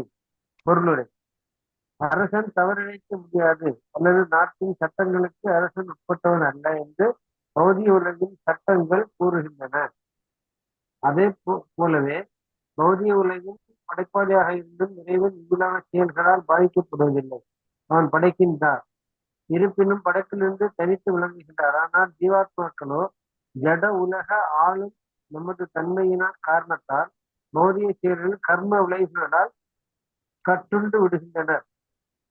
ஒரு நிறுவனத்தின் முதலாளி தனது தொழிலாளர்கள் செய்யும் சரியான அல்லது தவறான செயலுக்கு பொறுப்பாளி அல்ல, பொறுப்பு தொழிலாளர்களுடையதே. புலன் உணர்ச்சிகளுக்காக தமது செயல்களில் உயிர்வாழ்க ஈடுபடுகின்றனர். அவை இறைவனால் பலவந்தப்படுத்தப்படவே அல்ல.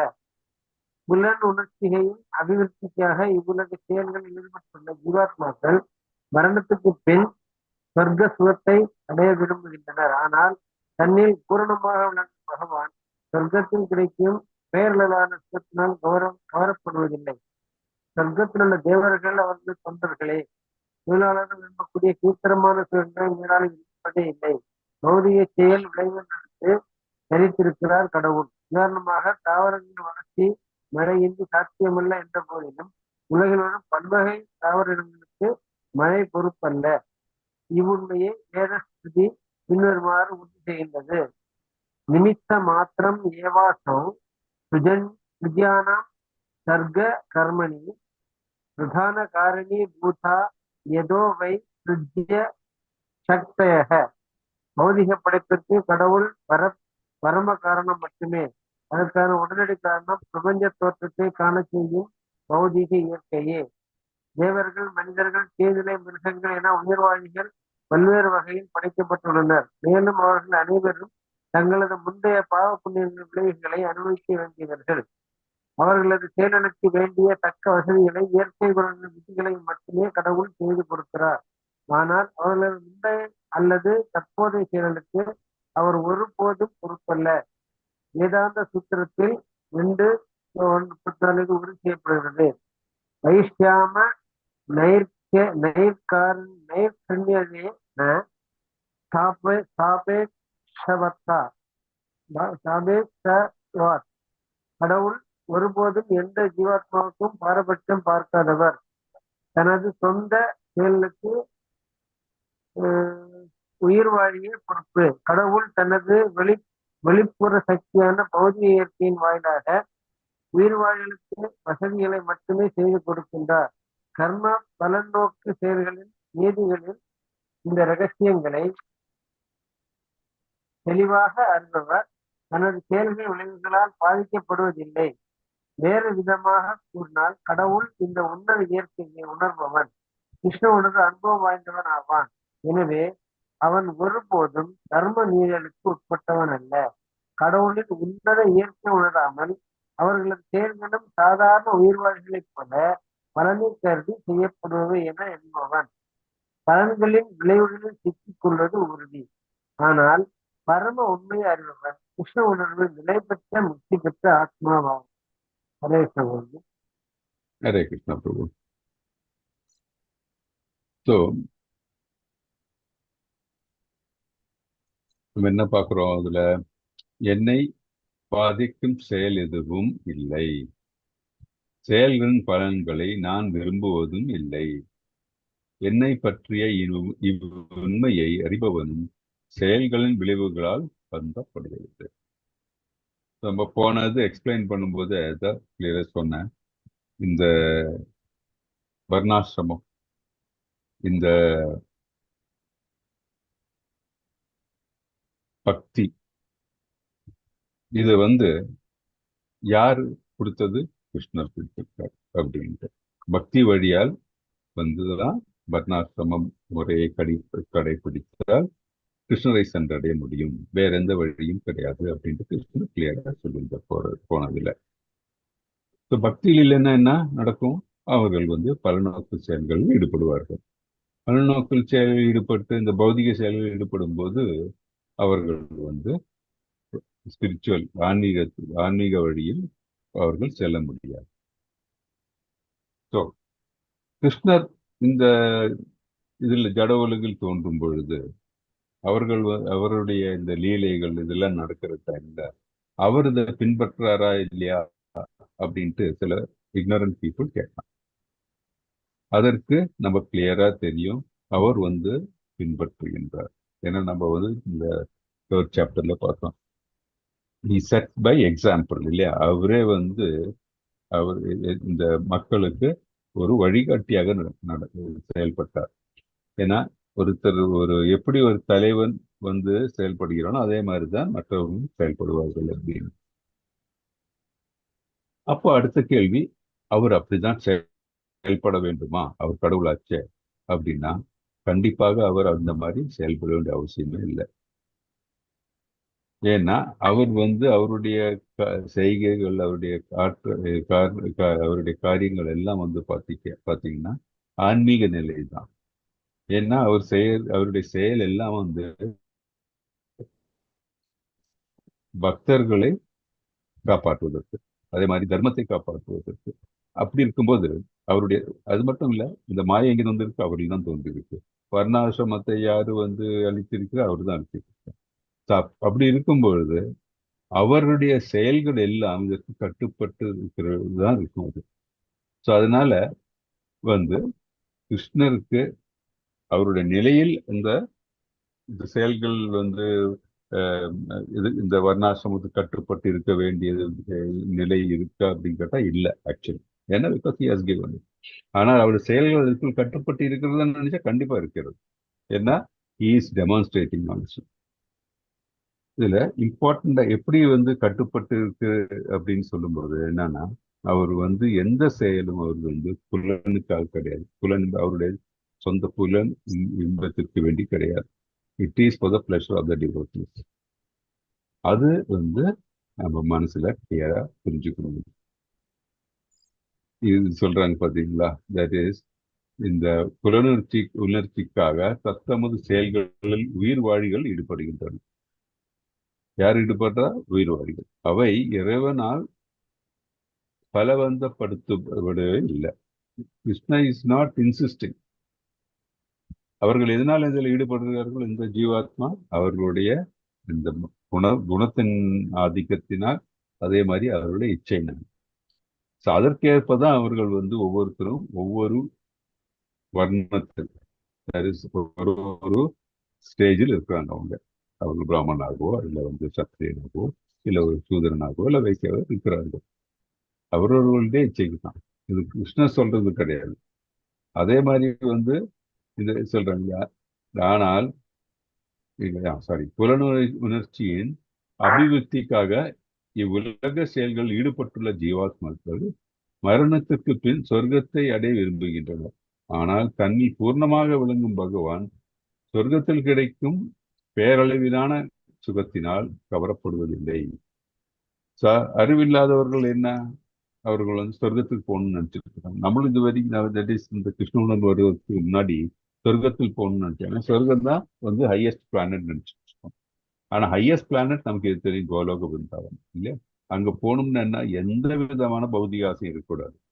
சொர்க்கத்துக்கு போகணும்னு நினைக்கிறவங்க வந்து என்ன, பௌதிக ஆசையில் ஈடுபடுறவங்க தான். ஏன்னா சொர்க்கத்தில் கிடைக்கக்கூடிய இன்பமும் எல்லாம் டெம்பரரி. ஒவ்வொருத்தருடைய அந்த கர்ம பலன் இருக்கிற வரைக்கும் தான் அங்க சொர்க்கத்துல இருப்பாங்க. சொர்க்கம்னா அங்க கிடைக்கிற அந்த சுகம் எல்லாம், அந்த இது குட் கிரெடிட்ஸ் எல்லாம் முடிஞ்சு போன என்னாகும், மீண்டும் கீழே விழுந்து விடுவோம் நம்ம. ஸோ அப்புறம் நம்ம என்ன மனித உடலை கிடைக்க போகுது தெரியாது. நம்ம நம்மளுடைய கர்ம பலனுக்கு எடுத்துதான். அதுவும் அப்படி இருக்கும்போது சொர்க்கத்தில் கிடைக்கக்கூடிய சுகம் கூட வந்து it is not permanent. It is not அதை வந்து யாருக்கு தெரியும்? பக்தனுக்கு தெரியும். மற்றவர்களுக்கு வந்து அதை பத்தி கண்டிப்பாக தெரியறதுக்கு வாய்ப்பு இல்லை. இது எங்கேருந்து நமக்கு இதெல்லாம் புரியுது? நம்மளுடைய புராணங்கள் சொல்லுது, வேதங்கள் சொல்லுகிறது. இது நம்ம இதை பத்தி நம்ம இப்போ படிக்கிறது எல்லாம் வந்து யாரோ ஒருத்தர் வந்து நமக்கு தந்தது சொல்றது கிடையாது. இதெல்லாம் வந்து வேதங்கள் கிருஷ்ணரே கொடுத்திருக்காரு. பரம்பரை வழியாக இல்ல குருக்களும் நமக்கு இதை உணர்த்தி இருக்காங்க. ஸோ இதெல்லாம் வந்து இந்த நம்மளுடைய ஸ்பிரிச்சுவல் ப்ரோக்ரஸுக்கு நம்ம கடைபிடிக்க வேண்டிய வழிகள் அப்படின்னு நம்ம இதுல இருந்து நம்ம தெரிஞ்சுக்கிறோம். நம்ம ஸோ இந்த ஒவ்வொரு உயிர் வழியும் வந்து அவங்களுடைய ப்ரோக்ரஸுக்கு அவங்க தான் ரெஸ்பான்சிபிள். இது கிருஷ்ணர் ரெஸ்பான்சிபிலிட்டி கிடையாது. கிருஷ்ணர் வழிவகுக்கின்றார் எல்லாம். அது எப்படி போகணும், என்ன செய்யணும், அதுக்கெல்லாம் வழி கொடுக்கிறார் நமக்கு. Giving the resources also. ஆனா அதை வந்து கடைபிடித்து ப்ரோக்ரஸ் ஆக வேண்டியது ஒவ்வொரு ஜீவாத்மாவுடைய கடமை. அது வசதிகளை கிளியரா சொல்லியிருக்கு பாருங்க. வசதிகளை மட்டுமே கிருஷ்ணர் கொடுக்கிறார் இயற்கையின் வாயிலாக. ஆனால் அதை வந்து எப்படி நியோகம் செய்யணும், அதை யூஸ் பண்ணணும், எப்படி இதாக்க வேண்டியது, அந்த டிசிஷன் வந்து யார்கிட்ட இருக்கு? ஜீவாத்மா கிட்ட தான். ஸோ இதுல இருந்து நமக்கு என்ன கிளியரா தெரிகிறது? ஒவ்வொருத்தரும் அவர்களுடைய விருப்பத்துக்கு ஏற்ப வந்து வழியினை தேர்ந்தெடுத்து பௌதிகத்துல போகணும்னா பௌதிகத்துல போய்கிட்டே இருக்கலாம். அப்புறம் என்ன ஆகும்? பிறப்பு அந்த மாதிரி அதிலேயே சூழல்ல மாட்டிக்கிட்டு இருக்க போறோம். ஆனால் நம்ம வந்து இந்த மனித உடலை வந்து நம்ம அறிவோட பார்த்தோம், அறிவோட புரிஞ்சுக்கிட்டோம்னா என்ன ஆகும்? இதனை நம்ம வந்து பக்தி தொண்டில் நம்ம ஈடுபட்டு கிருஷ்ண உணர்வில் இருந்தோம்னா அந்த பிறப்பு இருந்ததிலிருந்து நமக்கு விடுபட முடியும், கிருஷ்ணரை சென்றடைய முடியும். இந்த உண்மையை அறிபவன் தான் வந்து ஞானம் உள்ளவன், அறிவுள்ளவன் அப்படின்னு. இந்த பரம உண்மையை அறிபவன் கிருஷ்ண உணர்வில் நிலை பெற்று முக்தி பெறுவான் அப்படின்னு பார்த்துருங்க. பொருள்முறையை முடிக்கிறேன். கிளியர், ரொம்ப கிளியர் இந்த இதுல இருந்து. ஸோ என்னை பாதிக்கும் செயல் எதுவுமே இல்லை. அவர் கிருஷ்ணர் எந்த விதம் எதுவுமே பாதிக்காது. ஏன்னா அவர் தான் எல்லாம் அது இல்லையா. அவருடைய பொட்டன்சி, இன்டர்னல் பொட்டன்சி, எக்ஸ்டர்னல் பொட்டன்சியில எல்லாம் நடக்குது. அவர் தான் எல்லா காரியத்துக்கும் காரணம். செயல்களின் பலன்களை நான் விரும்புவதும் இல்லை. அவர் எந்த இதுக்கும் ஒரு பலன் ஒரு கீழ் எது அதுக்காக எதுவுமே செய்யறதில்லை. அவர் தர்மத்தை நிலைநாட்டுறதுக்கு அவருடைய டிவோட்டிஸ் சப்போர்ட் பண்றது தான் அவர் பார்க்கிறார். என்னை பற்றிய உண்மை அறிபவனும் செயல்களின் விளைவுகளையும் வருந்தப்படுவது. ஸோ இதை புரிந்து கொண்டிருக்கவங்க யாரு? பக்தர்கள். இந்த பக்தர்களும் என்ன பண்றாங்க? இந்த பௌதிகத்துல இதில் ஈடுபடுறது கிருஷ்ணரை திருப்திப்படுத்தி அவருக்கு சேவகனாக, நித்திய சேவகனாக இருந்து அவர்கள் இந்த ஸ்பிரிச்சுவல் ப்ரோக்ரஸை அடைகிறார்கள். இது நமக்கு கிளியரா இந்த இதுல இருந்து தெரியுது, இந்த ஸ்லோகத்துல இருந்து. ஓகே. ஸோ இது இப்போ நம்ம இன்னைக்கு பார்த்த ஸ்லோகங்கள்லாம் பார்த்தீங்கன்னா நிறைய பவர்ஃபுல் ஸ்லோகம். இதுல இருந்து வர மெசேஜஸ் நம்ம மனசுல அப்படியே பதிஞ்சு இருக்கும்போது நமக்கு இந்த ப்ரோக்ரஸ், ஸ்பிரிச்சுவல் லைஃப்ல ப்ரோக்ரஸ் நிச்சயம். ஓகே. ஹரே கிருஷ்ணா. ஸோ நம்ம இன்னைக்கு இதோட நிறுத்திக்கலாம். எனி டவுட்ஸ் இதுல anything not to share? Hare Krishna.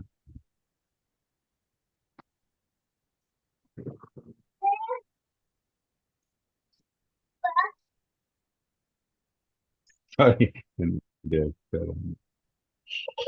Sure, sure. Any doubts? Anything? Okay.